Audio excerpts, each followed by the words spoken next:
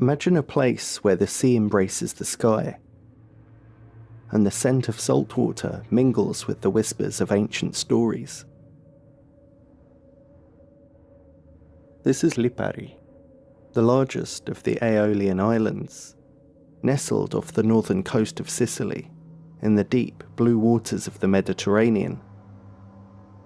The island is a place where time seems to move a little slower, where every corner holds a secret from a distant past, and the land and sea have always been intertwined. Sometimes, those who arrive never leave. During the summer, the island is a tourist destination, but as soon as autumn approaches, the shops begin to close and the island empties. Isolated from the mainland with no bridge, the only way to reach Lipari is by sea or by air. This secluded paradise appears to be an ideal haven for those seeking to vanish without a trace, to slip away from the world and never be discovered. Could this be precisely what happened to the mysterious stranger of Lipari? Let's take a closer look and see where it leads us. It was a quiet afternoon on the island, the kind where the only sounds were the distant crash of waves and the occasional rustling of the wind through abandoned streets. A woman was walking her dog near San Nicola, following a familiar path, when her dog suddenly stopped, ears alert, body tense. Without warning, it bolted toward a crumbling house, barking furiously. The woman hesitated. The building had been empty for as long as she could remember. One of many left behind as the island grew quieter in the off-season. Yet something about her dog's reaction unsettled her. Something felt wrong. Steeling herself, she approached and peered through a window. A man was there, motionless, hanging from a rope in the bathroom. This macabre discovery took place on March 19th, 2009. In that moment, alone in the eerie silence of the island, all she knew was that she had stumbled upon something she would never forget. The woman called for the Carabinieri, the local police, who arrived at the scene and concluded that the deceased had been dead for 2 months.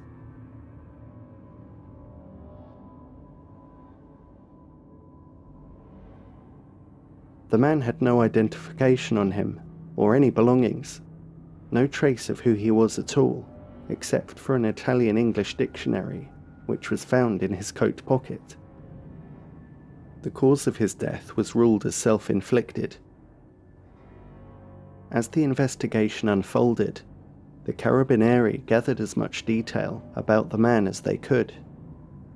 They estimated that he stood at 190 centimeters tall and appeared to be between 45 and 50 years old. He was dressed in a long black coat, a large hat, and he was found wearing shoes that suggested he hadn't planned for the journey that led him to this final destination, his attire refined yet strangely out of place. At this point, one might wonder, who was this tragic and mysterious figure?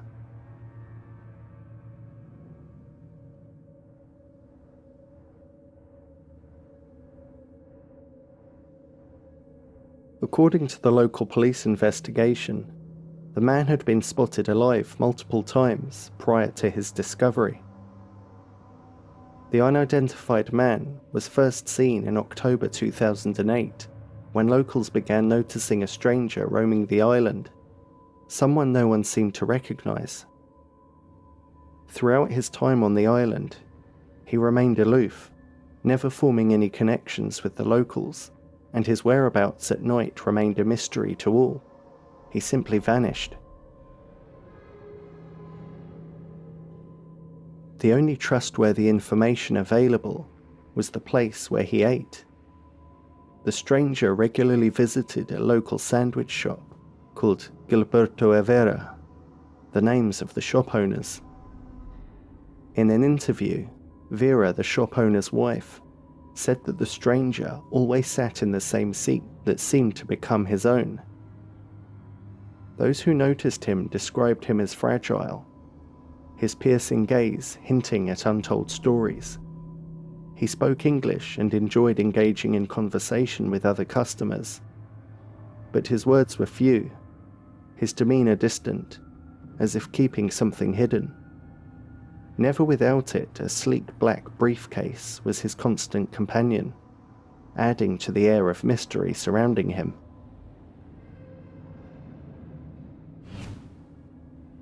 The locals spoke of him in hushed tones, describing him as thin and pale, a ghostly figure whose face seemed etched with the weight of untold knowledge.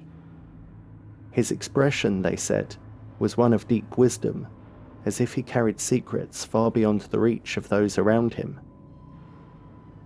He visited the shop for a meal every day, right up until November 5th, 2008, when the cafe shut its doors for the end-of-season break. On January 6, 2009, the last person to see the mysterious stranger alive was a man named Alfredo, who owned a house perched atop Monte Rosa, which he usually rented out to tourists in the summer. On that cold winter day, Alfredo went up to check his house and noticed that a window was broken and heard the TV on. When he opened the door, he discovered the mysterious man lying on the bed, fully clothed and tucked under a duvet. The moment the stranger laid eyes on Alfredo, he sprang from the bed, clutching his briefcase, and hastily muttered, "Sorry, sorry, sorry," as he rushed out of the house, his words trailing off into the tense silence. As the stranger made his way toward the main gate, Alfredo swiftly grabbed his cell phone, capturing the moment as the man departed. Alfredo reported his presence to the police, but no one could find him. The stranger was never found again. Alfredo was the last to lay eyes on the elusive figure, the final witness to the enigma that had haunted the island.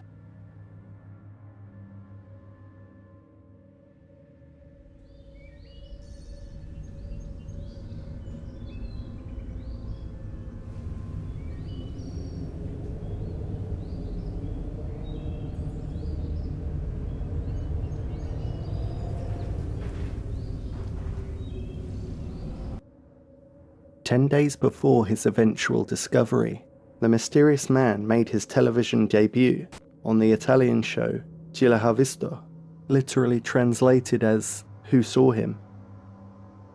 The Carabinieri had turned to the public for help, desperately trying to trace his whereabouts, sparking curiosity and concern across the nation. The broadcast reached thousands, yet no one ever came forward. The stranger remained just that, unknown.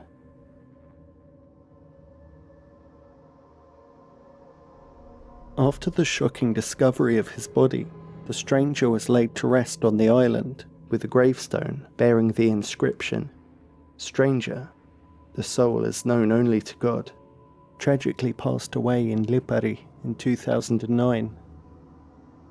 Some locals who were interviewed at the time shared a sense of sadness and possibly a lingering guilt as they reflected on how they hadn't reached out to the stranger or made any attempt to uncover who he truly was.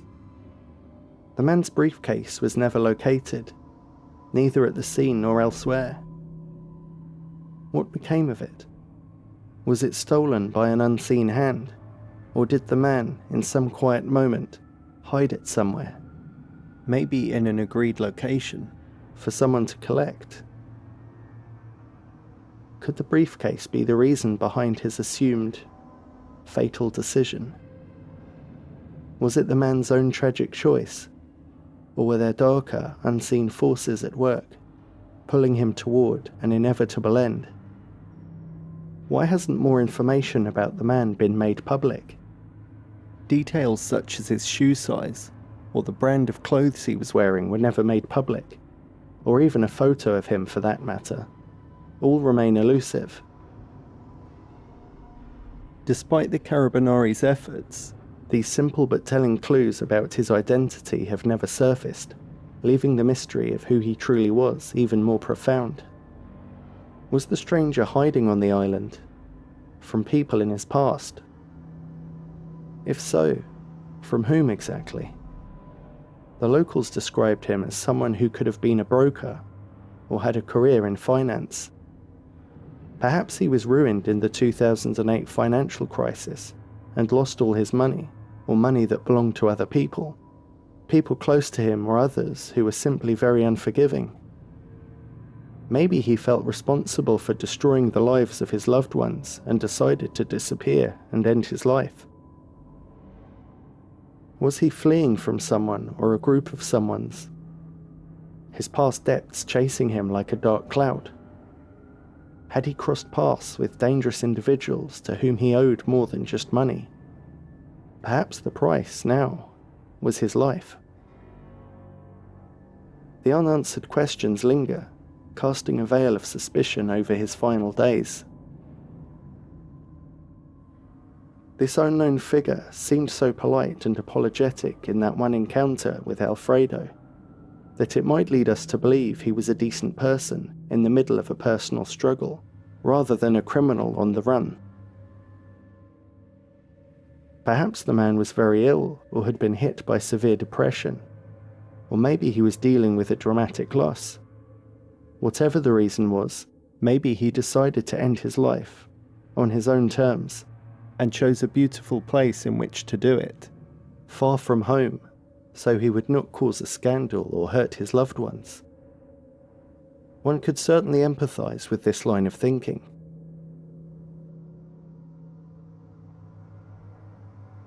And then there's the question of how he even arrived. Remember when we said the only way to reach Lipari is by sea or by air? That detail alone makes his presence on the island all the more unsettling. To this day, no official record has ever surfaced showing when or how the stranger came to Lipari. No ferry logs, no flight manifests, no sightings at the docks.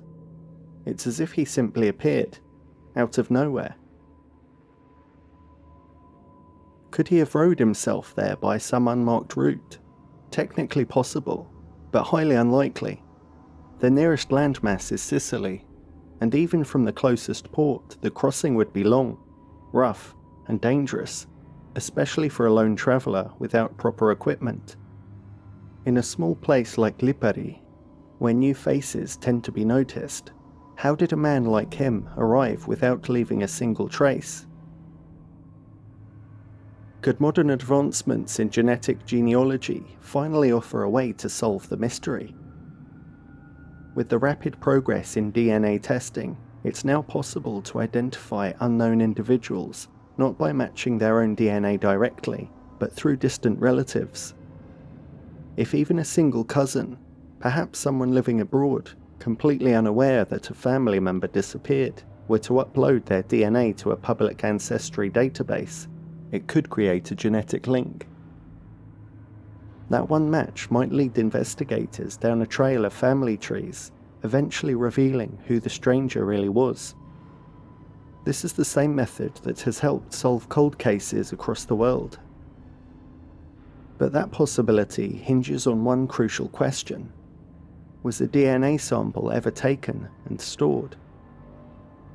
If so, there's still a chance to uncover the truth, not through fingerprints or photographs, but through bloodlines, distant cousins, and digital family trees. If not, the trail may have gone cold forever. To this day, the mystery of the stranger of Lipari remains unsolved, continuing to linger and haunt the remote island, which, according to Greek mythology, is said to be the home of Aeolus, the god of the winds. It feels as though the nameless wanderer had set forth on a journey of his own, a true odyssey, one where fate had already sealed its inevitable, grim finale.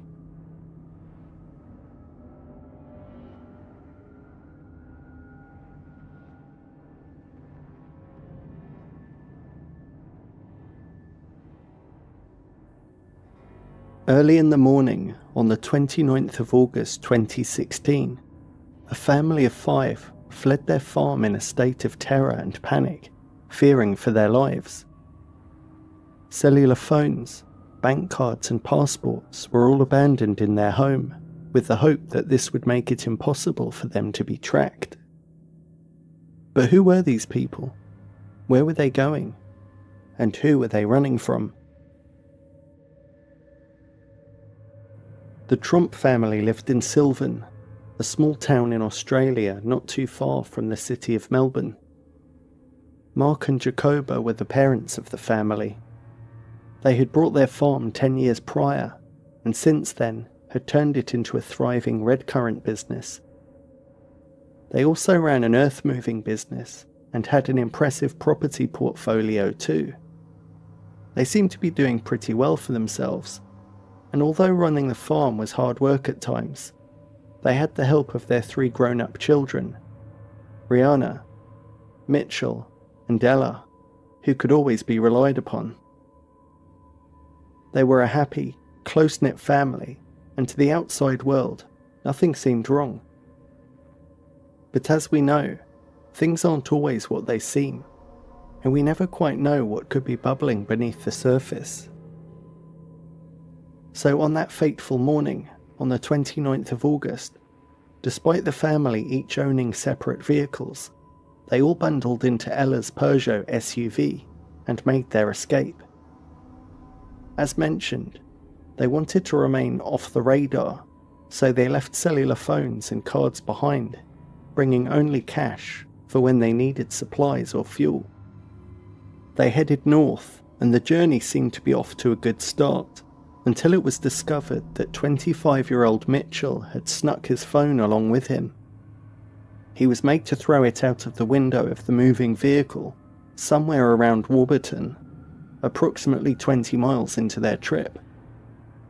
It's unclear exactly what happened for the rest of the day, or where they spent the night, but the family continued driving north for approximately 500 miles. The following morning, whilst in the suburb of Kelso, Mitchell parted ways with his family at 7 a.m, leaving his parents and 2 sisters to go on without him. The family then headed to the Jenolan Caves, based at the Jenolan Karst Conservation Reserve, a journey of about 56 miles from Kelso. It was while at the caves, the Trumps' 2 daughters, Rihanna and Ella, also decided to split up from their parents. This was apparently due to concerns over the increasingly erratic behaviour displayed by their mother and father. Ella, the younger sister, ended up stealing a vehicle and drove herself and her sister almost 100 miles south to the town of Goulburn. When they got there, the girls reported their parents to the police as missing persons. Details are pretty scarce about this report, and while some claim that they called it in by phone, the Daily Telegraph newspaper reported that the girls actually drove to Goulburn police station and filed the report in person. Doing so in a stolen vehicle is an interesting decision, but it seems the girls weren't thinking too clearly either. While in Goulburn, for reasons unknown, the sisters later split up. Ella, the youngest child, felt compelled to get home to feed her horses, so she took the stolen vehicle and headed back down south to their farm in Sylvan. Later that same day, Goulburn resident Keith Whitaker made a startling discovery. After driving for some time, he found a young woman silently curled up in the back of his truck. It was 29-year-old Rihanna, the eldest of the Trump children. At the time, she was unable to say where she was or even recall her own name. Mr. Whitaker described her as being almost catatonic at one point, prompting him to contact the authorities. Police and paramedics soon arrived, and Rihanna was transported to Goulburn Hospital, where she was assessed and placed under psychiatric care. Meanwhile, Ella arrived home that evening to find police searching the Trump family home, presumably due to the two daughters' tip-off earlier that day. Investigators had found the property unlocked, and all the family cars parked outside with keys ready in the ignition. Inside the house, they found phones, bank cards and passports, along with many piles of paperwork stacked around the house. They noted that although things seemed a little hectic inside, there was no damage or signs of forced entry or any kind of a struggle.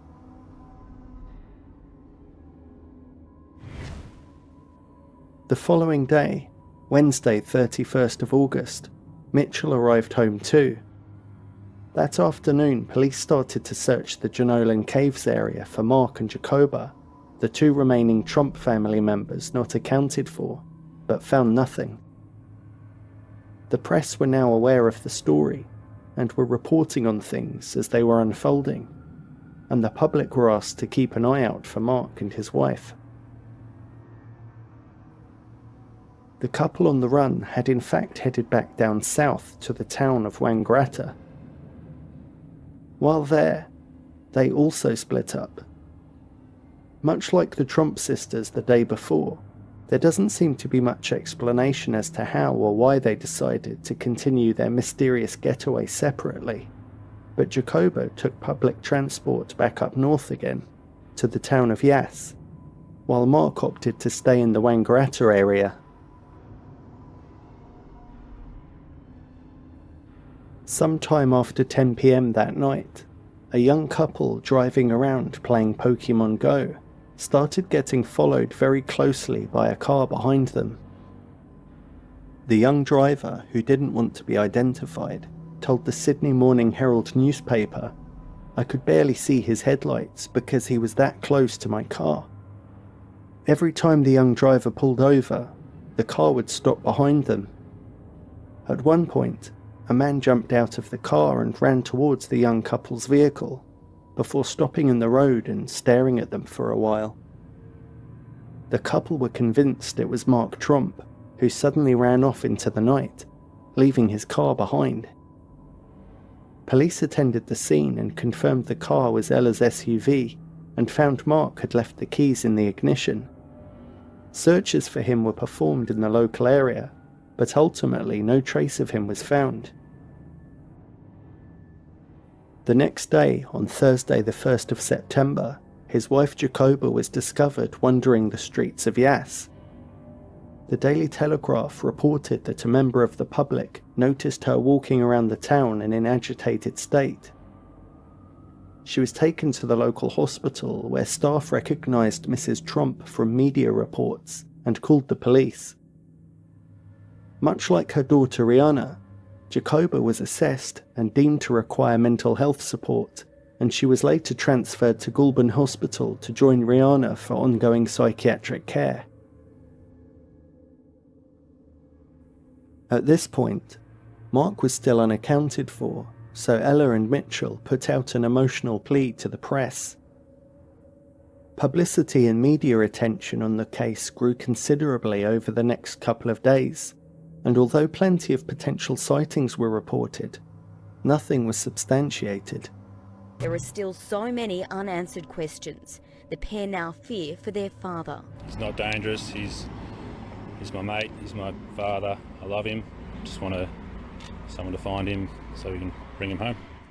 As for her husband Mark, he remains missing and there are serious concerns for his safety given his mental state. Police are reassuring the public that he isn't a danger to them, but if they do spot him, just to contact police. This is certainly a bizarre situation. Medical staff and authorities are working together to support all of those in need. On the evening of Saturday the 3rd of September, Mark was spotted running down an isolated road in a dazed state. Mark was seen running down a road in a dazed state last night before he was picked up by police. The stretch of road here where Mr. Trump was found is isolated, to say the least. We're about 7 kilometres outside of Wangaratta. The road's lined by rural farming properties and cars are few and far between. Thankfully though, there was a passing motorist yesterday afternoon who saw Mr Tromp walking down the road and alerted authorities.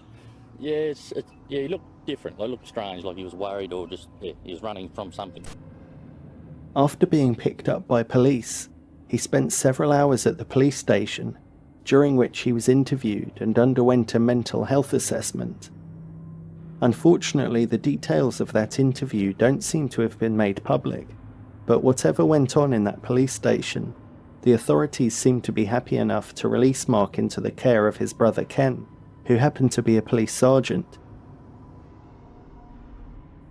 Eventually, the whole family was reunited safe and well, much to the relief of friends, family, and people following the story.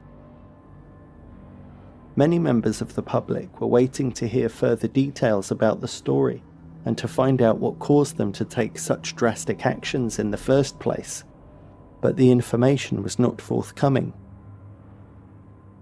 The family thanked the public and the police and apologised for the waste of public resources and said they'd now like to be left alone and that it was a family matter, giving no further elaborations. The leading theory for the cause of this strange series of events was the idea that the family had suffered a group delusion or some kind of psychotic or schizophrenic episode.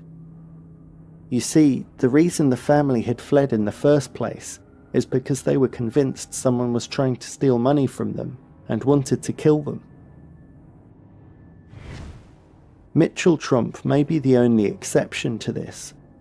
While his father was missing, he told reporters that he only went along with the family to make sure they were okay. That may explain why he had not left his phone at home. But then again, he did throw it out of the car window when asked to, and he did end up abandoning them the next morning. Also, it wasn't him that ended up raising the alarm, but his sisters. The part of my brain that entertains the idea of conspiracy theories wondered if young Mitch knew more than what he was letting on. But honestly, he seemed like such a sweet and sincere guy, I can't see that being the case.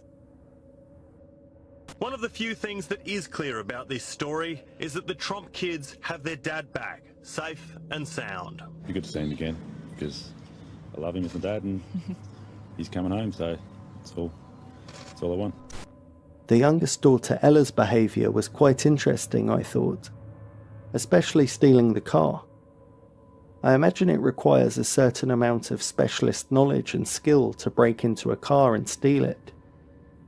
Unless they were lucky enough to find an unlocked car with the keys inside.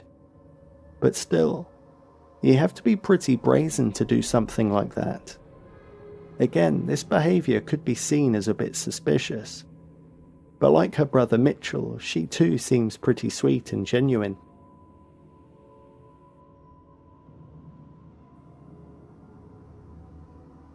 Mark and Jacoba Tromp, along with eldest daughter Rihanna, certainly were the worst affected by the whole ordeal. Especially the two ladies, having to spend time in a psych ward to be rehabilitated. It's unusual because investigators found none of the family had any history of mental illness, or even a hint in their medical records as to what could have caused them to go so far off the rails. The Tromp case is very reminiscent of the Yamagami mystery we've previously covered, also about a family leaving their home abruptly and for unexplained reasons. Thanks to RP Cheeseman for commenting to point out the similarity and bringing this case to our attention.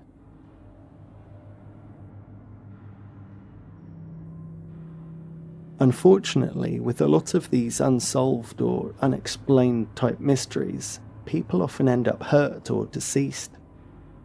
What's great about the Tromp story is that it actually had a happy ending. The family got their dad back in time for Father's Day.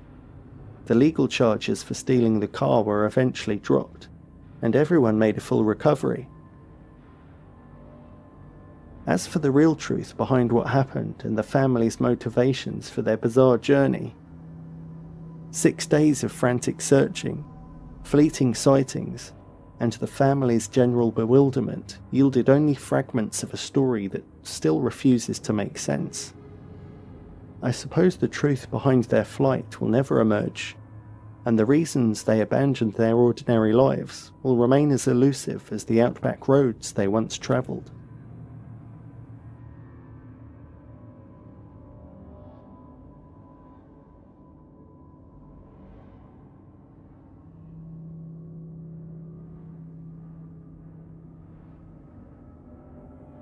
You're deep in the woods. No phone signal. No clear way out. The air goes still.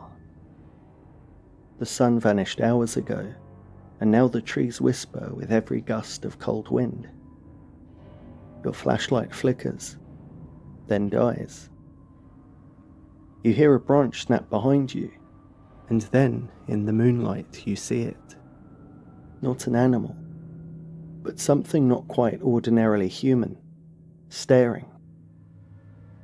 You turn slowly. It stands there, watching, waiting. What would you do if you suddenly encountered a figure that defied explanation? Run? Hide? Freeze? Try and speak to them? After all, how can you trust your survival instincts when you don't even know what stalks you? And what if this oddity was actually hunting you? Let's give this unsettling figure a name. A face. A legend. In the still woods of the Swiss village of Molez, a silent spectre once roamed. This is the story of Le Loyen. It was September 2013 when Le Matin, a Swiss French-language newspaper, published a haunting image that would grip the public imagination. A large figure cloaked in camouflage, captured by an anonymous hiker. The tourist photographer spoke with a reporter of the UK's Daily Mail newspaper when his photo became public. I came across him near the marshes. I approached him, up to 12 meters away. He had a military cape, boots, and an army gas mask. An antique type, I think. He measured more than 1.9 meters. He stared at me, then turned his back and left in silence.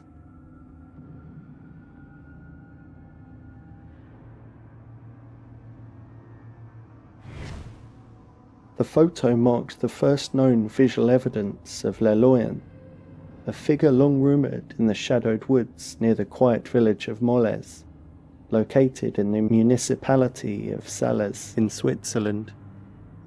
For years the stories were only whispers, but this image turned local legend into chilling reality.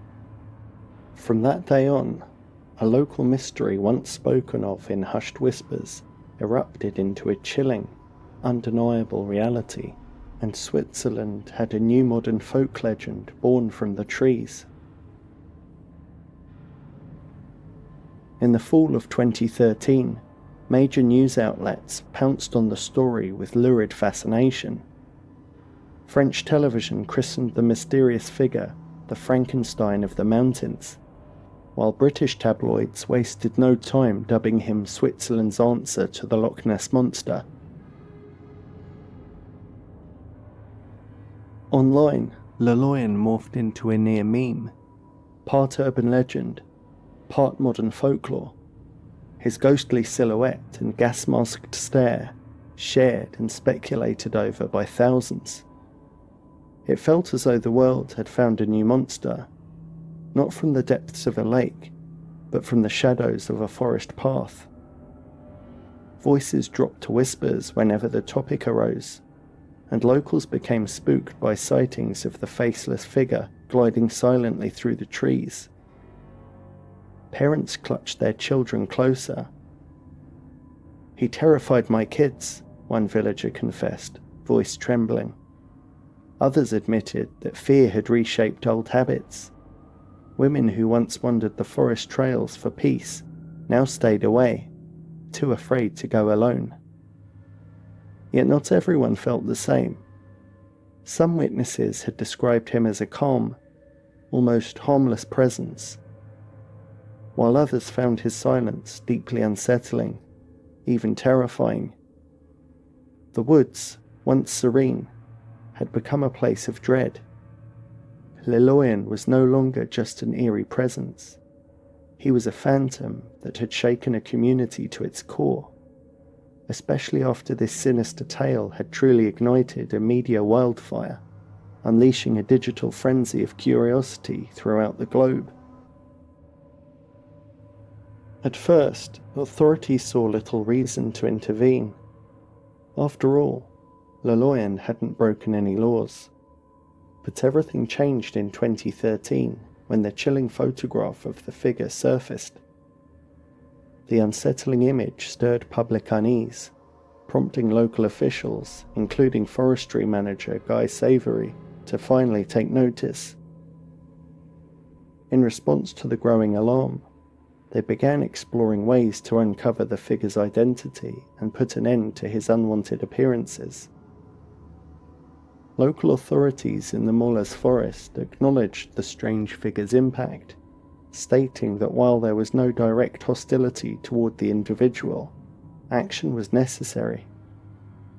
Officials planned to convene, aiming to identify who or what was behind the menacing sightings, and to find a way to put an end to the fear spreading through the community. Their goal was clear: locate Llewellyn and discourage these unsettling visits before anxiety took deeper root. The hunt had been unleashed, and there was no turning back. In November 2013, Llewellyn's cloak and gas mask were reportedly found in the Moles woods, accompanied by a note titled "Death Certificate and Testament of the Ghost of Moles." The note, later published in the Sales Municipal Bulletin, was a bitter farewell to the press attention.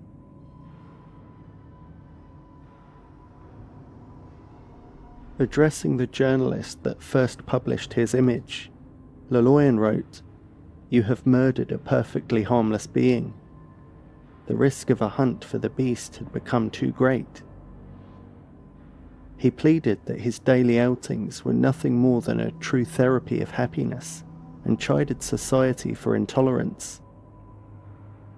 Llewellyn made a reference to Leopold von Sacher-Masoch's writings, which explore how pleasure and suffering are intertwined, especially in the context of voluntary submission and alienation. This concept is clearly incomprehensible to a society that does not understand why someone might find happiness in solitude and anonymity. The cryptic farewell letter expressed displeasure over the unwanted attention the viral photograph had brought, suggesting that the individual behind the figure had abandoned their costume and walks due to the adverse publicity. This final clause is almost existential or philosophical. It suggests that the world is made up of everything: joy and pain, love and cruelty, light and shadow. It draws on a holistic view. No part of the emotional or human experience is dispensable. Since then, there have been no further reported sightings of Llewellyn, leaving the mystery and curiosity behind his character and motives. At this point, a spark of curiosity might ignite. Who was this quiet drifter, slipping through the forest shadows with barely a trace? And what happened in his life that eventually drew him to roam the wild in silence, cloaked in secrecy and solitude?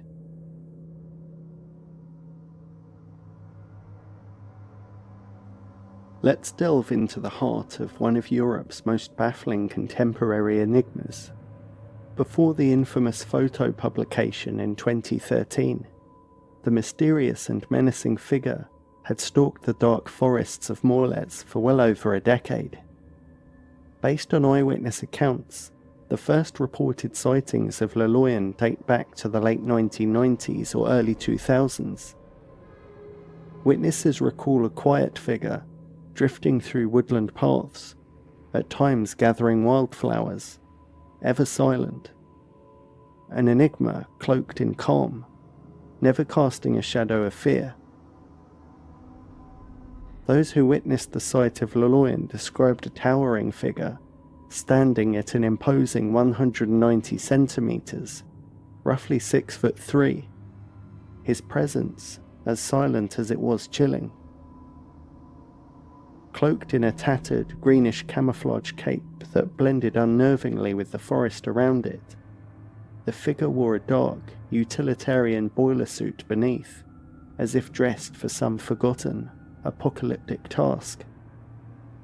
But it was the face, or the absence of one, that truly unsettled. Where human features should have been, there was only the cold, expressionless visage of an old-fashioned gas mask, its round, empty eye lenses reflecting the trees like twin voids.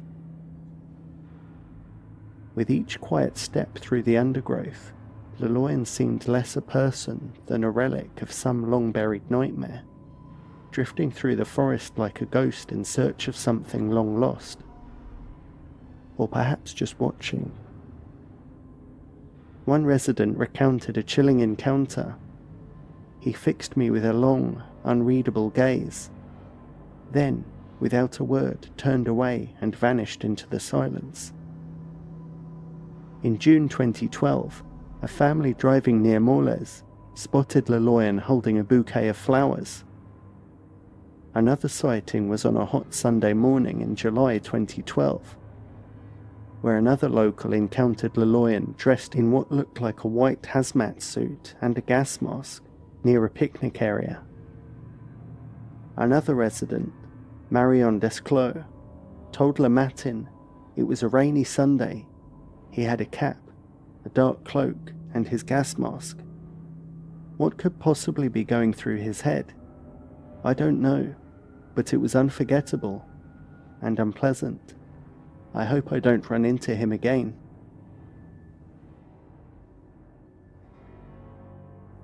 Over the years, countless theories have risen to explain the enigma of Laloyan's true identity.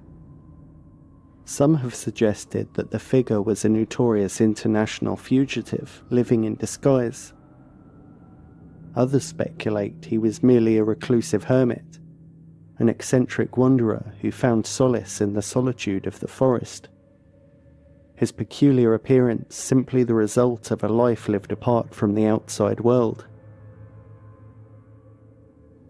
The tale of Laloyan blurs the line between folklore, paranoia, and the unknown, suggesting an even more unsettling tale, perhaps a tormented soul afflicted by mental illness, using the strange garb as both camouflage and a shield against a society that never understood him. Some claim he was nothing more than an end-of-world believer, cloaked in quirkiness, whilst others based their theories on Laloyan having a rare skin affliction, hence he was wearing the mask, not for the spectacle, but as armour to protect their body. While most assume Laloyan to be a man, some voices have dared to suggest a surprising possibility, that Laloyan was in fact a woman. This speculation arises from the subtle clues scattered throughout the stories, such as picking flowers, which challenge the conventional narrative. This idea adds a fascinating new layer to the legend, inviting us to reconsider not only who Laloyan was, but what his true identity might reveal about the myths surrounding them. Another intriguing speculation suggests that Laloyan was part of an artistic or performance project.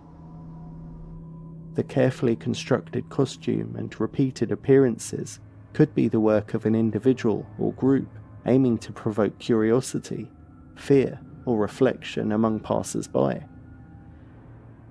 This would make the mysterious creature a living art installation, challenging conventional boundaries between reality and myth. What if he was nothing more than an urban legend or hoax?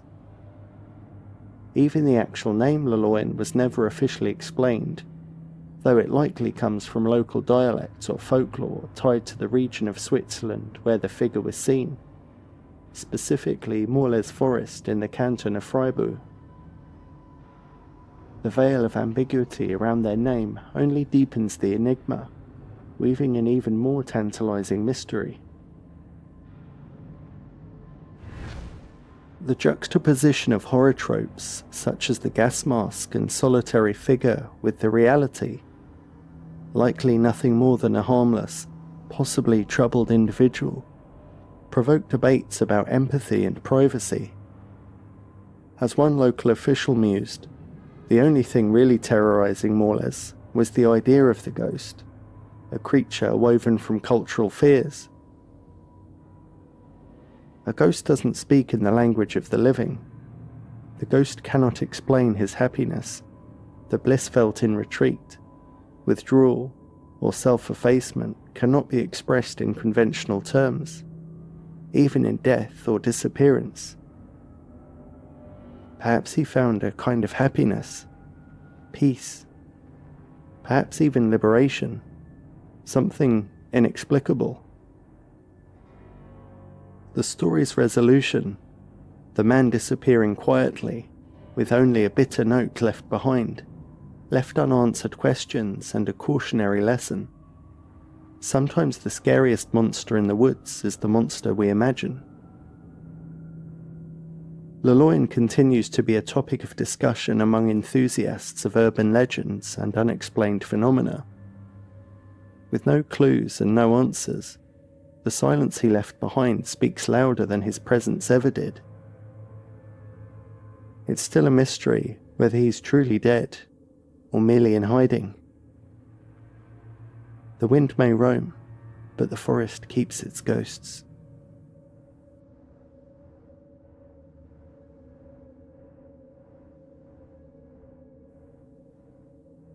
May the 8th, 2008. It was a quiet morning in the mountain town of Woodland Park, Colorado. 18-year-old Joshua Maddox stepped out of his front door. The guitar-playing dreamer, outdoorsman, and beloved son, saying simply that he was going for a walk. He never came home.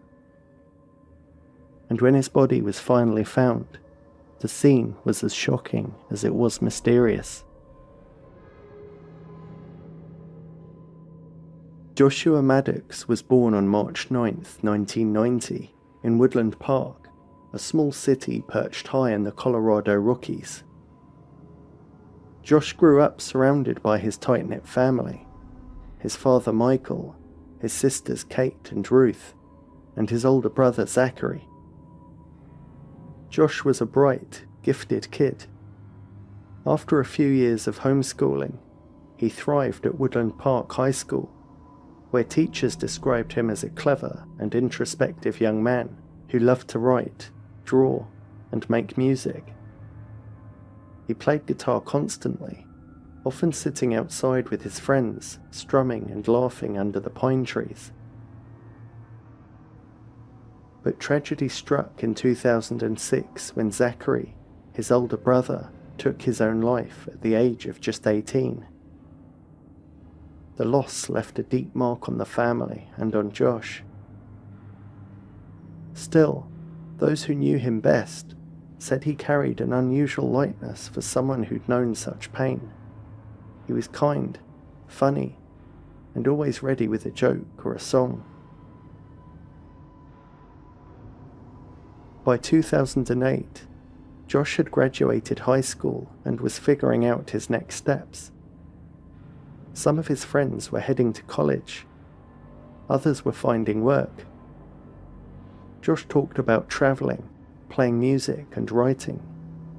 He wasn't in a rush to settle down. On the morning of May 8th, 2008, Joshua woke up, ate breakfast, and told his sister Kate he was going for a walk.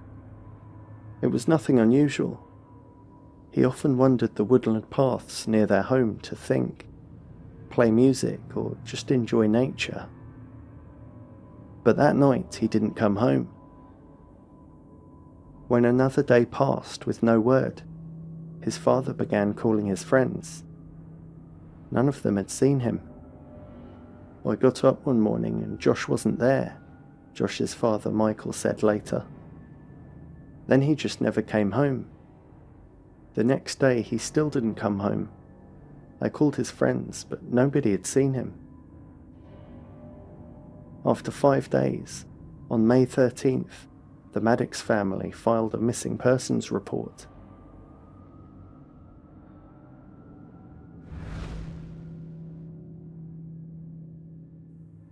Police and volunteers searched the surrounding area, including trails, rivers and campgrounds. Flyers went up around Woodland Park and neighbouring towns. Nothing turned up. At the time, investigators had no evidence of foul play. Joshua had no enemies, no known mental health issues, and seemingly no problems. Without leads, his case went cold. His sister Kate later wrote that she chose to believe he'd left on purpose. Since Josh was 18, she said, it was reasonable to assume he may have decided to leave town to start a new life. I always expected him to come back one day, maybe with a wife and kids. Friends said he'd always talked about travelling and about writing, about chasing life beyond their small town. For 7 long years, his family searched, imagined, and hoped. But it was all in vain. In August 2015, that hope came crashing down. Literally, when a construction crew began demolishing an old property to make way for a new development. Workers with Murphy Constructors began tearing down a cabin on Meadowlark Lane, less than a mile from the Maddox family's home.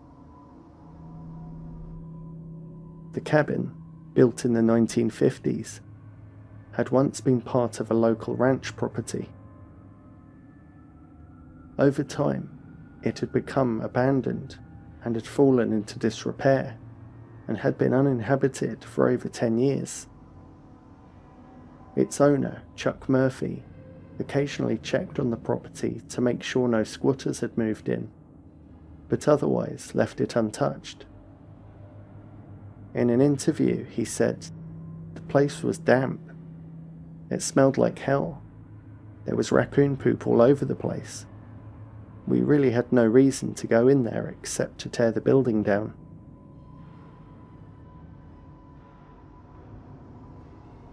That afternoon, as demolition progressed, a worker began removing bricks from the chimney. When he looked inside, he froze in shock. Within the shaft was a human body, bent into a fetal position and upside down, wearing nothing but a thermal shirt. The authorities were called immediately, and an investigation of the site took place. Dental records confirmed what no one wanted to believe. It was the remains of Joshua Maddox.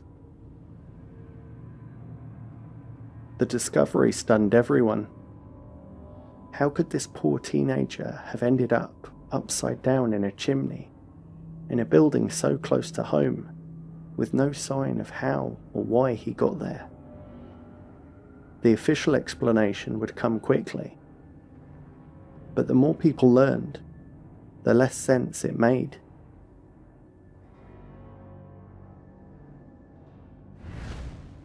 The autopsy, performed by coroner Al Bourne, revealed no broken bones, no gunshot wounds, no knife wounds, and no drugs or alcohol in Joshua's system. Bourne concluded that Josh's death was accidental, likely the result of hypothermia after getting trapped. The theory was that Joshua, curious and adventurous, had climbed onto the cabin roof and attempted to enter through the chimney. possibly trying to get inside to look around or take shelter.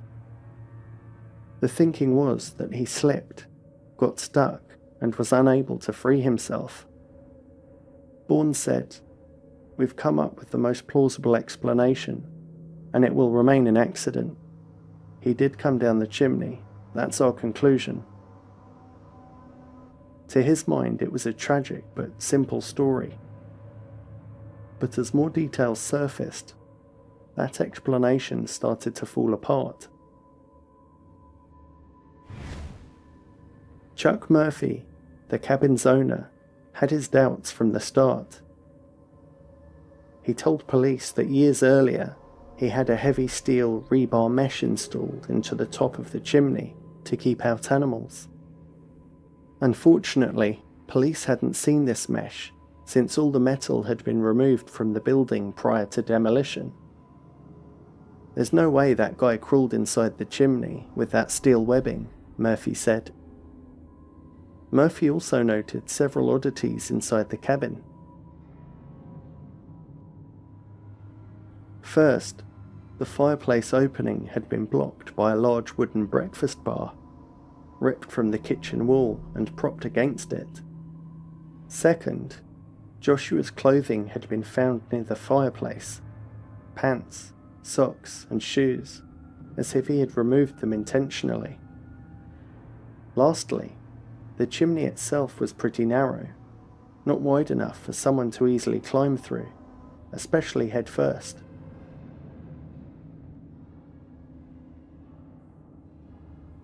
If Josh had somehow entered from the roof, he would have had to first remove all of his clothes other than his thermal shirt, climb up onto the roof, somehow remove the rebar mesh that was built into the brickwork, and then drop down into the narrow chimney head first. Murphy believed that Joshua had been inside the cabin first, and that someone might have placed him in the chimney intentionally, either while alive or after death. The case was briefly reopened to review these discrepancies, but ultimately the accidental death ruling was still the conclusion they came to. Locals couldn't shake their unease. How could a strong and healthy young man get into such a position without anyone else being involved? As the story spread online, new information began to surface, or at least speculation. Several people claimed to have contacted police with potential leads about a man named Andy Newman, an acquaintance of Joshua's. A Reddit post years later reignited interest, written by someone who said they'd gone to school with both Joshua and Andy.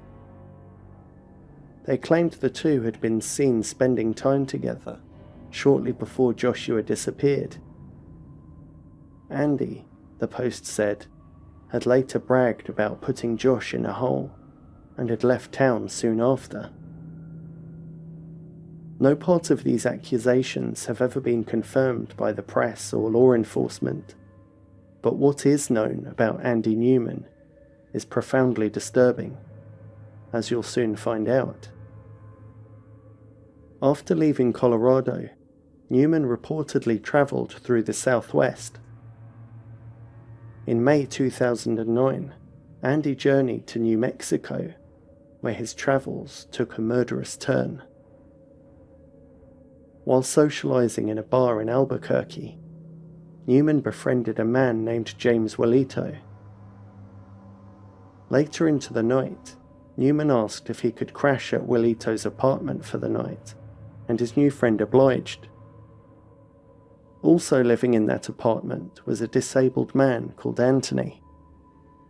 James was both his friend and caregiver, and they had lived together for a while. The situation quickly escalated into tragedy when James, returning from a shower, discovered that his disabled friend had been fatally stabbed. Newman was nowhere to be found and had clearly vanished from the scene, immediately implicating him in the brutal homicide.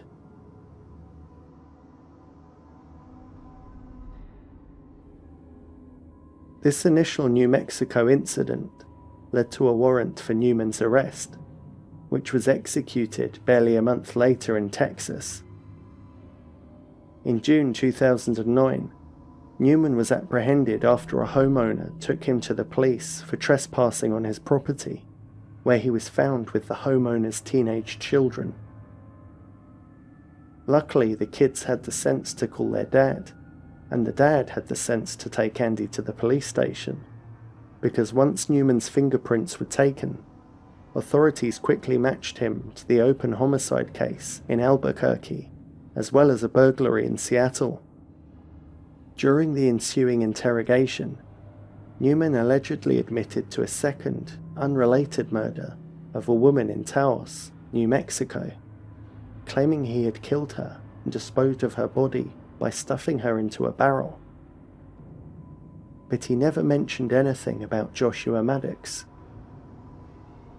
Strangely, the confession about the woman stuffed into a barrel was never seriously looked into, since the culprit had already been taken into custody for that crime.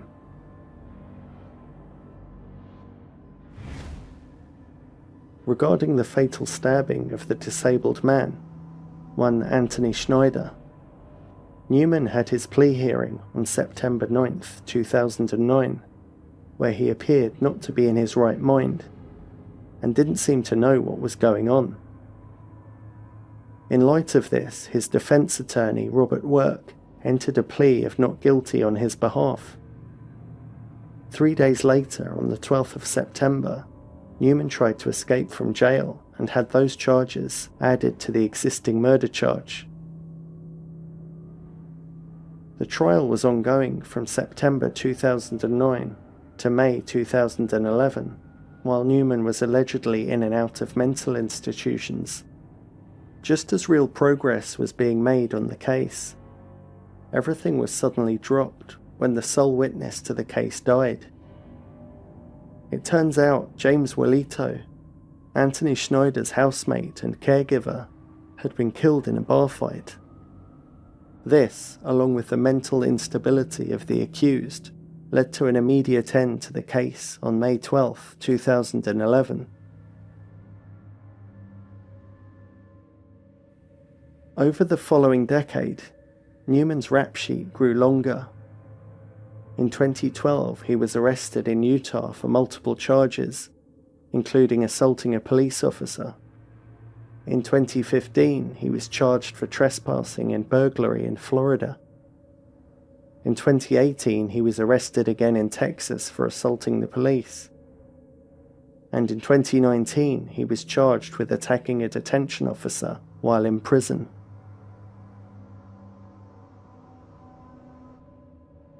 Despite this disturbing criminal history, no evidence directly ties Newman to Joshua's death, and no official investigation ever pursued the lead. Even now, years later, the story of Joshua Maddox continues to haunt Woodland Park, not just because of how he died, but because of everything that doesn't add up. How could a teenager vanish for 7 years only to be found that close to home, in a place people who had walked by countless times? How could he have entered the sealed chimney? Other than his thermal shirt, why were all of his clothes removed? And who moved the breakfast bar? The official story remains: Joshua climbed into the chimney and died accidentally. But for those who knew him, and for anyone who's heard the facts, that conclusion feels incomplete. At least Joshua's family finally has a grave to visit, but not the answers they deserve. And the question still echoes through the pines of Woodland Park. What really happened to Joshua Maddox, the boy in the chimney?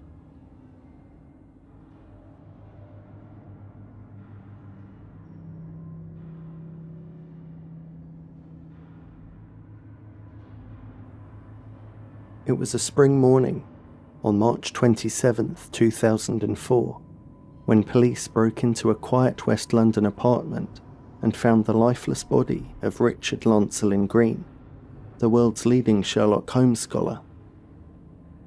In the days before his death, those close to him had grown increasingly worried about his paranoid behaviour. Green had stopped answering calls, and when his sister, Priscilla West, went to check on him at his home in Kensington and didn't get any response, she called the authorities. After police gained entry, Green was found lying face down on his bed, next to a partially empty bottle of gin. A shoelace garrote was wound tightly around his neck, along with a wooden spoon which had been used to tighten it. No sign of forced entry was discernible. The windows were fastened from within, and the door had been securely locked. This does sound like the setup for a classic Holmesian puzzle. Let's unpack it systematically, as Sherlock himself might have. Richard Lancelyn Green was born in 1953 into an Old English literary family whose lineage traced back through generations of writers and scholars. He was a gentle and eccentric soul, born out of his time, yet wholly in love with the Victorian era he never knew. He was quirky, yet brilliant, and seemed to inhabit two worlds at once, half anchored in the modern day, half wandering through the gaslit streets of Conan Doyle's imagination. Meticulous to the point of obsession, he lived amid shelves of rare books, faded portraits, and the quiet ticking of clocks, surrounded by the aura of Sherlock Holmes's London. A lifelong devotee of Sir Arthur Conan Doyle, Green became one of the world's foremost authorities on the great author and the universe of Sherlock Holmes. Over decades, he amassed the most extensive private collection of Conan Doyle manuscripts, letters, and memorabilia ever assembled, earning a reputation as both a rigorous scholar and a passionate guardian of literary history. His life's work was driven by an almost consuming devotion to preserving Holmes's legacy and ensuring the great detective and his creator would never fade into obscurity. Richard Lancelyn Green's final months became defined by what he saw as a moral crusade, a battle to protect Sir Arthur Conan Doyle's legacy from dispersal and neglect. When a cache of missing Conan Doyle papers surfaced, slated for auction by the world's most famous and prestigious auction house, Christie's, Green was outraged. He believed the documents rightly belonged in public archives, not in private hands, and he devoted himself to halting the sale.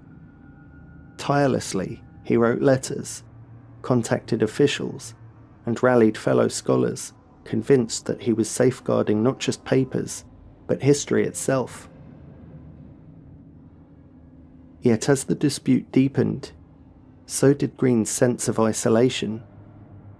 In the final weeks of his life, he began to suspect that powerful, unseen forces were working against him.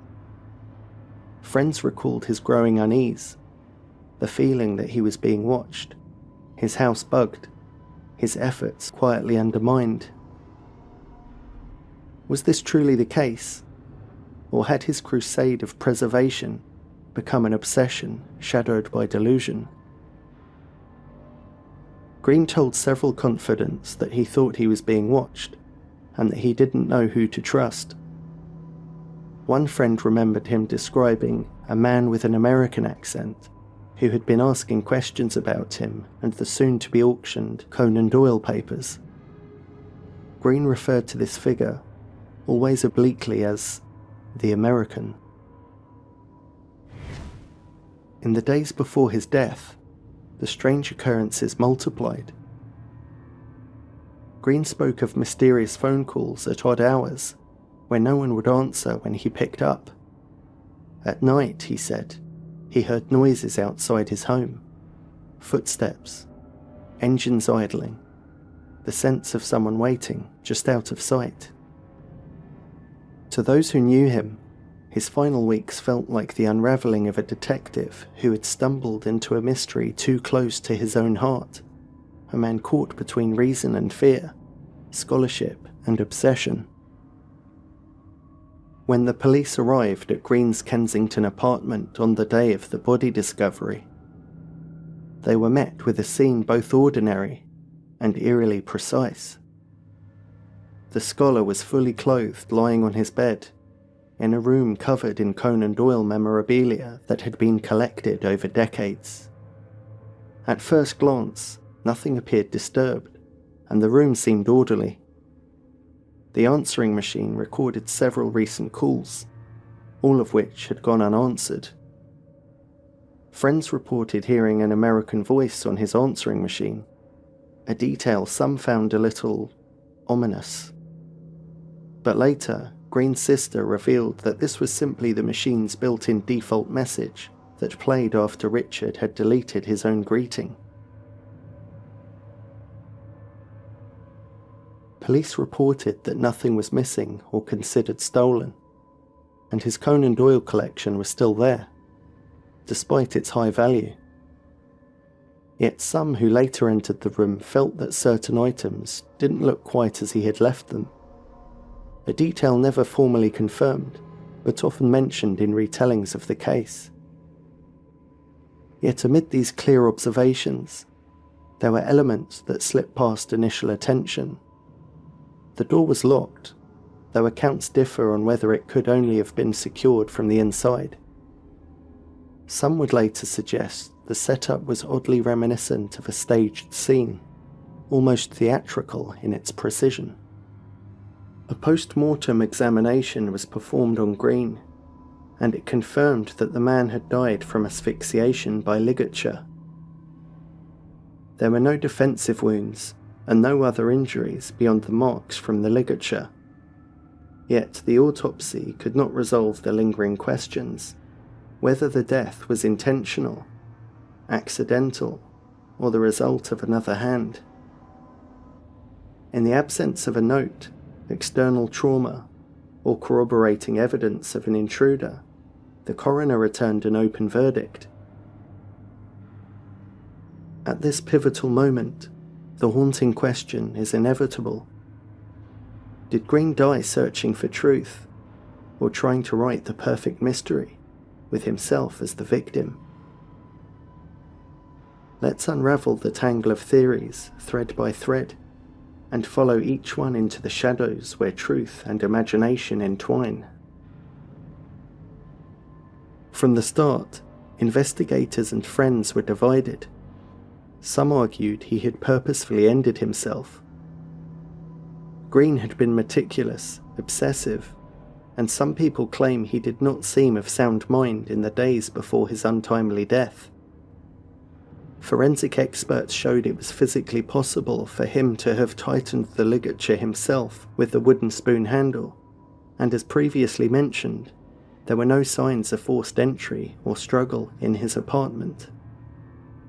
The last person to see him alive was Lawrence Keane, a friend and former partner. Keane described a last meal at a restaurant, during which Green drank most of a large bottle of wine.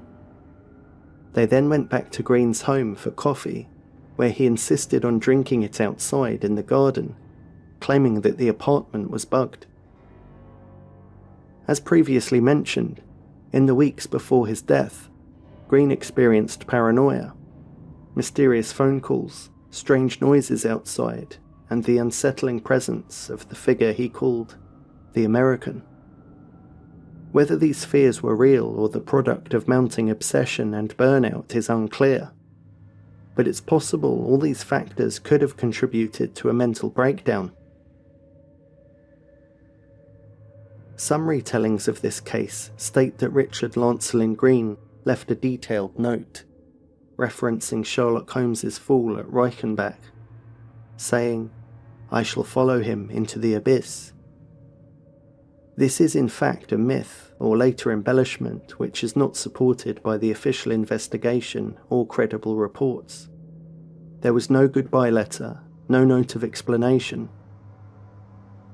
Green was highly literate, methodical, and eccentric. Friends insisted that if he had planned to bring about his own end, he would have left a note, perhaps even a dramatic one. Another theory is that Green premeditated and staged the whole thing himself. Some noted that his mysterious death bore some resemblance to one of Sherlock Holmes's own cases, the problem of Thor Bridge. In that story, a woman is found dead from a gunshot wound, and, spoiler alert, the fatal wound turned out to be self-inflicted, staged as part of a tragic plan for revenge against a love rival. The theory that he staged his own death posits that Green, a man defined by meticulousness, theatricality, and obsession, may have taken his own life, but in a way that reflected his lifelong fascination with Sherlock Holmes. Some suggest that his death was intentionally staged to look like a murder, as a final, macabre puzzle, a scene worthy of the detective stories he so adored. If this was the explanation, could he have meant it as a publicity stunt to bring attention to the auction he deemed so heinous? Viewed this way, the theory of self-elimination could be less a simple act of despair and more a tragic culmination of obsession and personality. A final dramatic performance, leaving the world to wonder what was real and what was artful deception.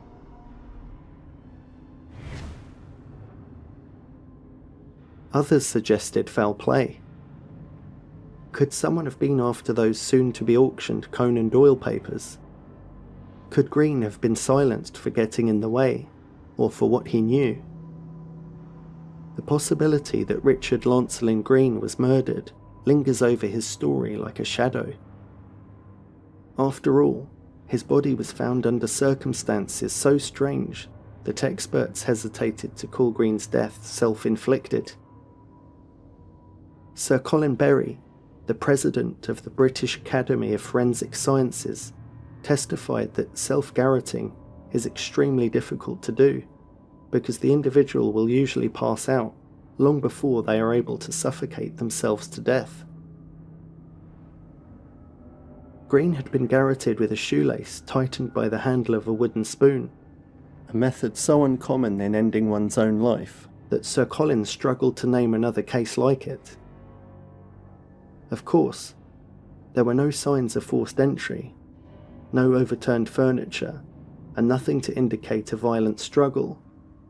Yet the scene also lacked the psychological fingerprints usually associated with such an end.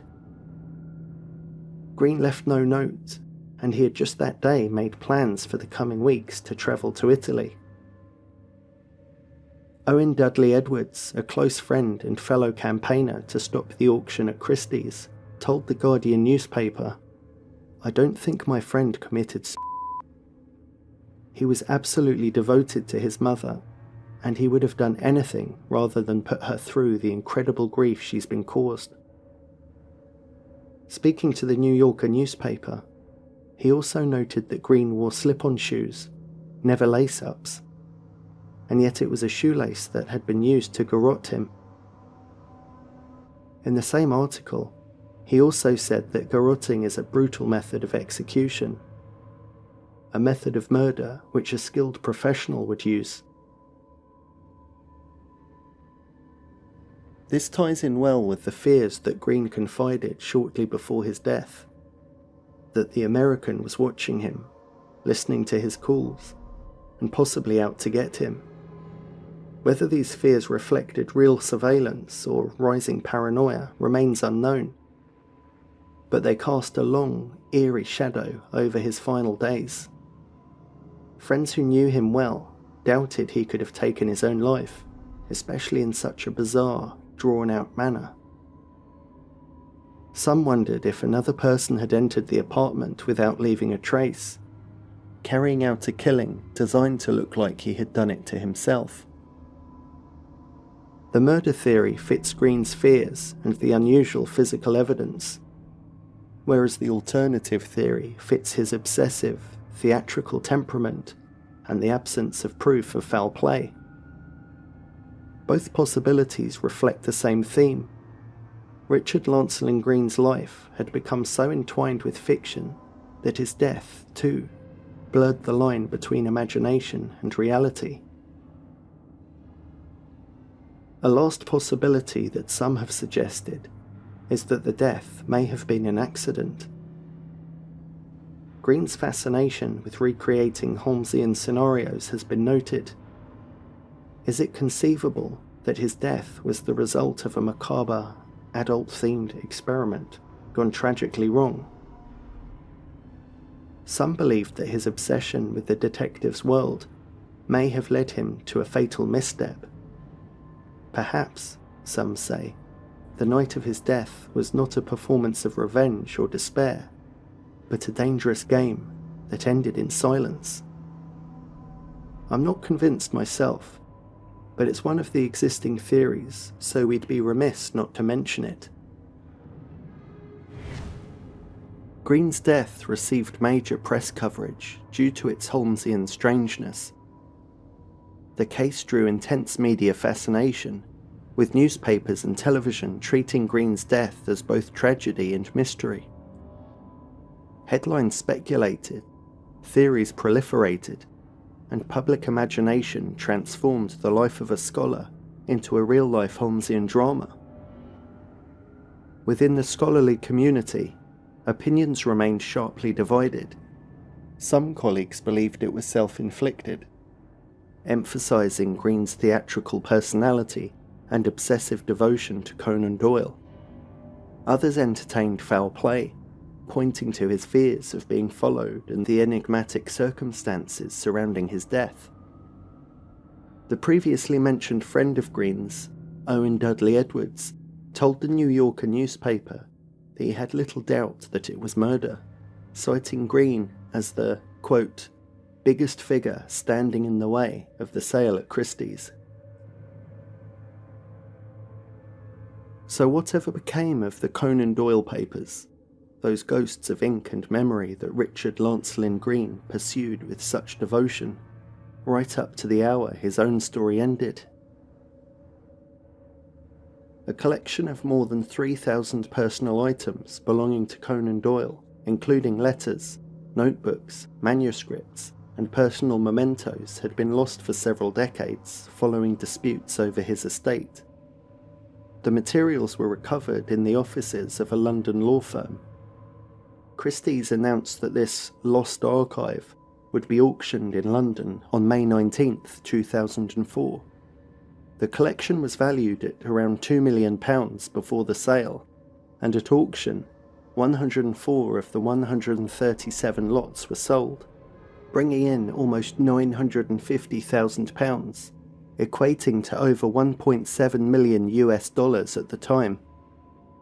The sale triggered concern amongst scholars and enthusiasts.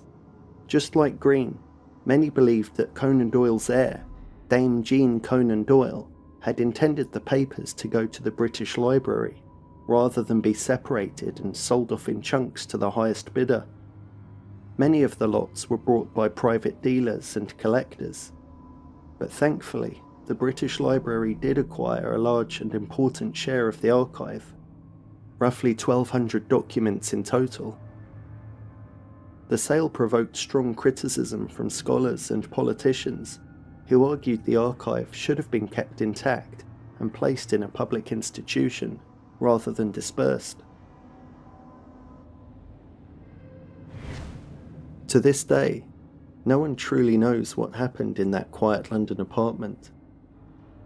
The evidence still lies scattered like pages torn from a forgotten manuscript, each detail suggestive but non-conclusive. Was it self-inflicted? Murder? Or something stranger still? Perhaps that's the greatest irony of all, that Richard Lancelyn Green, the world's foremost Sherlockian, left behind a mystery even Holmes could not solve. And maybe that's exactly how he would have wanted it. To leave a mystery no mind can resolve was perhaps, for such a scholar, the only perfect ending.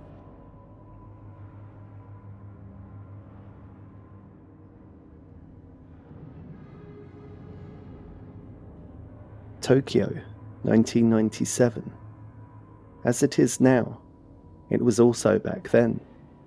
A city of bright lights, quiet pressures, and hidden lives. A vibrant city where ambition is everything. In the glass towers of Japan's biggest corporations, careers are built, but the lives of their employees are swallowed by the heavy workloads and the stress that comes with them. Among these workers is 39-year-old Yasuko Watanabe. She's a senior economist at TEPCO, a company that controls much of Japan's energy sector. She is respected, intelligent, and highly successful, earning a salary that today would be well over $100,000 per year, far more than what most people in Japan made at the time. She had followed in her father's footsteps. Her father, Tetsuo Watanabe, was a respected engineer at TEPCO, and her family lived in an upper-class Tokyo neighborhood. Yasuko graduated from the prestigious Keio University, where she studied economics. She was one of only 9 women hired by TEPCO in 1980, and she rose to become Deputy General Manager of the Economic Research Office in 1993, at a time when very few women held senior roles in the company. But despite her success, Yasuko is a woman set apart from what you may expect. She is deeply private, with no known close friends and not particularly close to any of her colleagues. She lives with her mother, following a path that was generally expected of unmarried women in Japan. Yet she rarely speaks of her personal life. Colleagues know her as hardworking and meticulous. Not sociable, but not unfriendly. She does not engage in office small talk, nor does she join the late-night drinking sessions common in Japan's corporate world. Even outside of work, her life appears structured and controlled, as if there's no space for spontaneity. A convenience store clerk later recalled how she often brought simple, low-calorie meals like oden, broth with tofu and vegetables, another glimpse into a life lived under quiet control. Yasuko was known for her strict routines and highly disciplined lifestyle. In her late 20s, she was briefly hospitalized due to undereating and other complications relating to her eating habits, possibly a sign of deeper internal pressures. At this point in our research, we began to wonder, what drives her? What is the purpose of success if you don't enjoy the benefits that come with it? What does she long for? By day, Yasuko is a rising corporate figure, a woman navigating a world dominated by men. But what no one knows is that by night, she leads another life entirely. A life that few could imagine. March 8th, 1997 was like any other working Saturday in Tokyo. During the late 90s, Japan was shifting from a 6-day to a 5-day work week, but many companies, especially in high-pressure industries, still expected employees to work weekends, and that day, Yasuko was one of them. By the end of the day, nothing seemed out of the ordinary. Yasuko gathered her things and stepped out into the cold March air, disappearing into the sea of commuters. Blending seamlessly into the crowds, Yasuko looks like any other career-driven Tokyoite. But unlike her colleagues, she does not stop at an izakaya for after-work drinks. She does not chat with co-workers or linger on the train platform. Instead, she moves with quiet determination towards Shibuya. Later that evening, witnesses report seeing Yasuko in Shibuya. meeting with an older man near the famous Hachiko statue.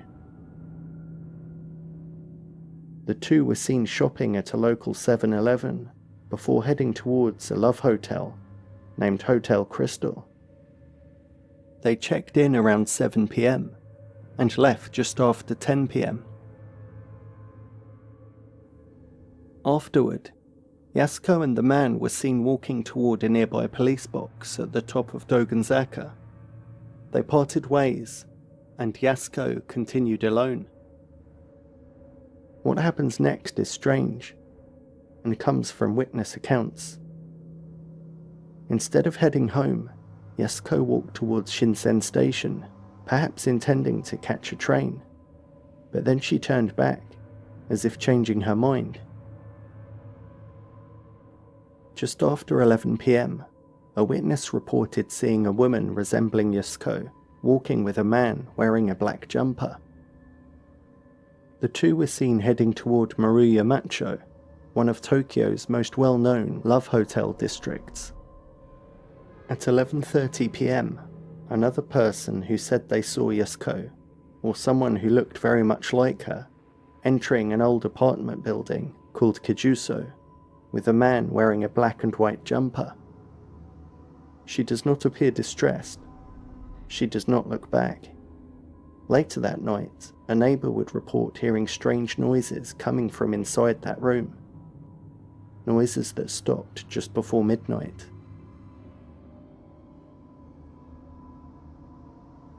"12 days later, a vacant apartment in Shibuya. A foul stench seeps through the walls. A man pauses outside of room 101 of Kijuso, an old apartment building that had been empty for months, its utilities shut off. No gas, no electricity. The air is thick with an unmistakable odour.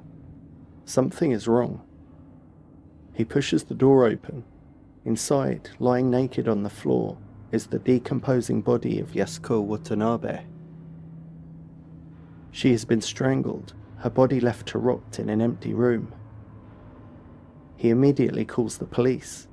Investigators arrive and begin piecing together what little evidence they can find. There are no signs of forced entry. Her belongings appear untouched. This was clearly not a robbery. Yet, she had been there for nearly 2 weeks, undiscovered. The crime scene is eerily clean. No clear signs of a struggle. No immediate suspects. Semen and pubic hair are found on her body, crucial evidence in any case like this. But rather sadly, no one reported her missing for days. Her mother, assuming she was at work, only raised concerns when she failed to return home for over a week.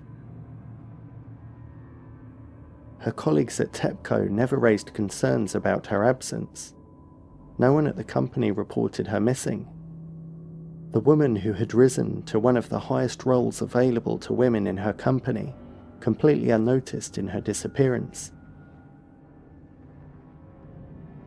As a side note, we wanted to mention that reports vary on who discovered Yasuko's body.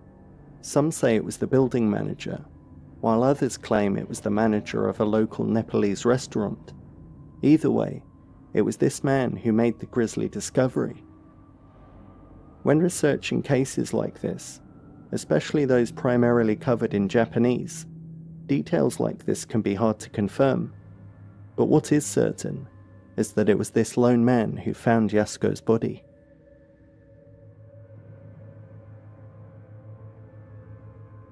When the media caught wind of the story, speculation erupted. A TEPCO executive found murdered in a love hotel district. The case dominated newspapers and TV broadcasts. Journalists swarmed Shibuya, and the apartment building itself became infamous. Its name, Kijuso, would be repeated endlessly in the headlines. Behind the scenes, investigators were starting to uncover pieces of Yasuko's life that didn't seem to fit the image of a successful, respectable career woman. There were secrets, secrets that would soon be impossible to hide. To those who knew who she was, or thought they did, Yasuko Watanabe was the very picture of professional success, a senior economist at TEPCO, a graduate of Keio University, a woman who had achieved more than most women could dream of in Japan's corporate world in the 1990s. But as investigators dug deeper into her life, they began to uncover another side of Yasuko. A side that shocked not just her colleagues and family, but the entire country. At night, Yasuko was living a secret life and had been working in Tokyo's red light district for years, soliciting men in Shibuya, in the shadows of the city where she worked by day. It began, according to reports, as part-time work at hostess clubs, where women are paid to pour drinks and chat with male customers. But at some point, Yasuko crossed a line into a much riskier world, soliciting strangers on the street for money. Investigators found a detailed diary among her belongings. In it, she had meticulously recorded encounters with at least 88 different men, listing dates, times, and payments. She had also rented a small apartment in the Kijuso building, separate from the home she shared with her mother, where she would take the men she met. Yasuko had set herself a personal quota, 4 men per night. Witnesses in Shibuya recalled seeing her standing in the streets, calling out to passing men, even in rain and freezing weather. And though, as previously mentioned, she earned around $100,000 a year, she charged as little as $20 to $30 for encounters with some of these clients. Some sources speculated that she kept this strange routine so rigidly so that she would always aim to catch the last train home, to avoid suspicion from her mother. Others noted even more curious behaviours, like always stopping to buy Oden from the same 7-Eleven in Maruyamacho, and reportedly making a wish at the Dogonzaka Jizu statue before beginning her night. There were also reports that on weekends, when TEPCO is closed, she worked at a hotel escorting service called Majako Takiyubin in the district of Gatanda. But why? Why would a successful woman with status and money risk everything to walk the streets at night? Some believed Yasuko was seeking something beyond money. Perhaps validation, connection, or maybe it was to escape from the conformity of a normal life. Others speculated that she had fallen into this world following a personal betrayal. Reportedly, she had once been in love with a married colleague who rejected her. Whatever the reason, one thing became clear. The public image of Yasuko Watanabe was not the whole story, and now it seems that secret life had led to her death. With Yasuko's secret out in the open, the police investigation began to point to one man. He lived just steps away from the apartment where her body was found. He had connections to her world, and when police first questioned him, he lied and said he didn't even know her. His name was Govinda Prasad Menali, a 30-year-old man from Nepal, living in Japan on an expired tourist visa. By day, Govinda worked at an Indian restaurant in Shibuya, sending most of his modest earnings back home to support his wife and children. But to the police, that didn't matter. Inside room 101 of Kijuso, the apartment where Yasuko was discovered, police found a used condom. To them, that was enough to build their case. Govinda was arrested, first for immigration violations, and soon after for Yasuko's murder. Police worked quickly to build their case. They said Yasuko's diary listed Govinda as one of her last clients. A witness claimed to have seen a man resembling Govinda with Yasko that night, and a Nepalese acquaintance told police that Govinda had suddenly repaid a loan around the time Yasko was killed. Money, police argued, he must have stolen from her. The case against Govinda in the public's eyes was strong. Here was a man living illegally in Japan, a man who had been with Yasko before and lied about it, a man linked to the scene. When Govinda finally admitted to knowing Yasko, he told police that they had slept together, but he insisted their last encounter had been days, even weeks before she died. Police didn't believe him. The press didn't believe him, and of course, the public didn't either. Newspapers ran headlines portraying Govinda as a violent man who had turned on a woman who trusted him. In late 1999, Govinda's trial began at the Tokyo District Court. His defense argued that the evidence was circumstantial, but the courtroom was tense. The public had already made up its mind. A poor, foreign man, an illegal worker, facing the death of a wealthy, successful Japanese woman. To many, there was no question who the murderer was. As the trial unfolded, prosecutors presented the diary entry, the loan repayment, Govinda's initial denial of knowing Yasko, and the physical evidence from the apartment. The defense tried to push back, but the weight of public pressure and police certainty was overwhelming. By the end, Govinda was convicted of robbery and murder and sentenced to life in prison. The media declared the case solved. Justice had been served. Well, so it seemed.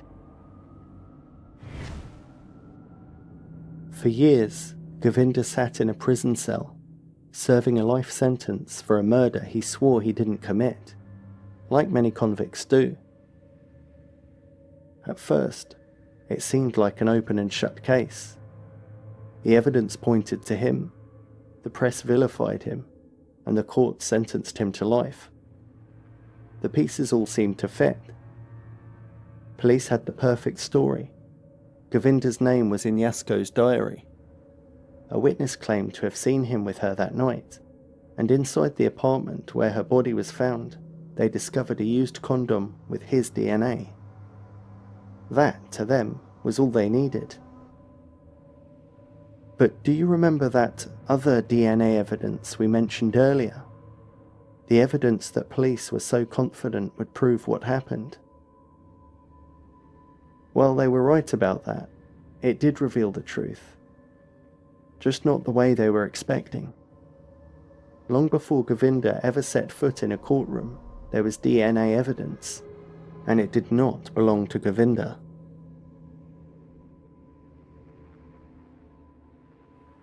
It was there from the beginning. Multiple biological samples, semen, saliva, and pubic hair, were all collected from Yasko's body, her clothing, and the crime scene itself. While police focused on Govinda's DNA from the used condom, they ignored the far more critical evidence, the DNA found directly on Yasko's body. And when forensic testing was finally done, the results were undeniable.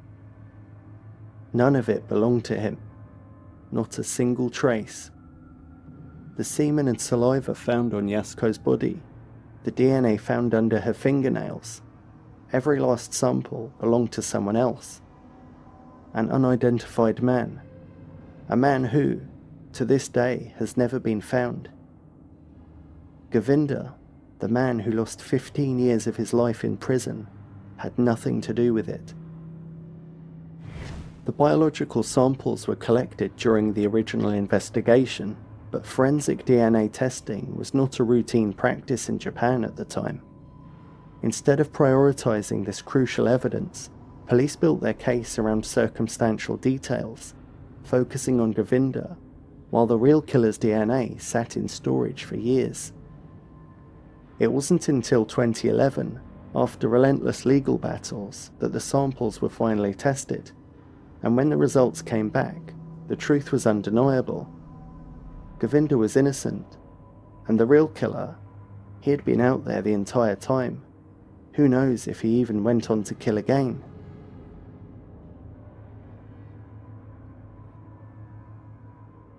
The conviction was overturned. Govinda was finally released. He returned to Nepal a free man, but after losing what many would say should be the best years of his life.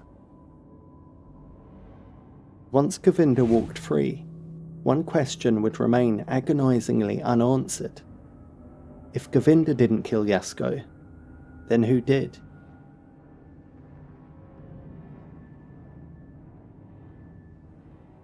Yasuko Watanabe's death remains one of Japan's most haunting unsolved cases. She was a highly intelligent woman, a successful economist, a daughter, a person with a life beyond the headlines. And yet, her death became a spectacle. The media turned her into a scandal, focusing on her secret life rather than her tragic end. The world dissected her choices, but few asked the real question: who killed Yasuko Watanabe? And what makes it worse is that Yasuko wasn't the only victim of this case. For 15 years, Govinda Prasad Menali sat in a prison cell, wrongfully convicted of her murder. His children grew up without him. His father died whilst he was behind bars. His life was taken from him. When he was finally exonerated, the Japanese government paid him 68 million yen in compensation, roughly $450,000.